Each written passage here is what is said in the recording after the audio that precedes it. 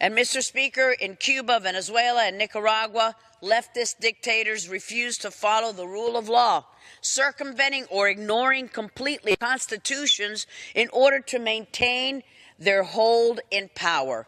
This practice has now spread to Bolivia, where strongman Evo Morales is taking a page from this playbook. Less than 2 years ago, in 2016, Morales proposed a constitutional referendum to eliminate term limits for presidents so that he could run for a third term. But what happened in Bolivia? The majority of the people said no. They went to the ballot box and they rejected this through their vote, through a referendum.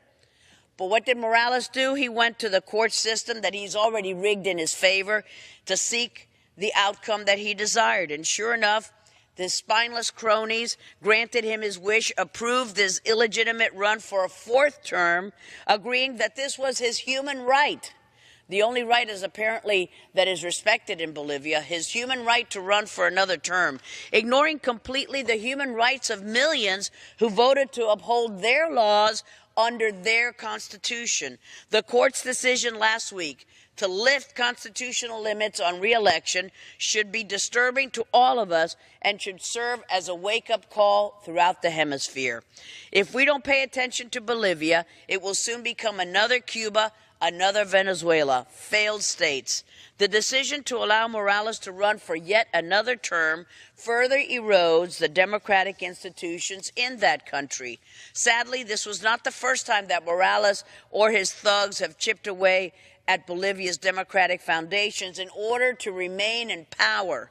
In 2013, the Constitutional Court allowed him to run for a third term, stating that his first term didn't count. Do-over mulligan, because it occurred before the 2009 Constitution took effect. What a farce. This was obviously a cynical political ploy and should have served as a of worse things to come for Bolivia, and indeed it was. Not to mention the ruling falls outside of the court's mandate to interpret and evaluate compliance with the Constitution.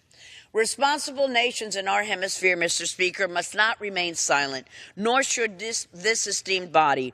We must speak out in support of the people of Bolivia to democratically elect their next leader. I urge my colleagues to join me in support of the Bolivian people before there's another crisis of democracy right in our hemisphere.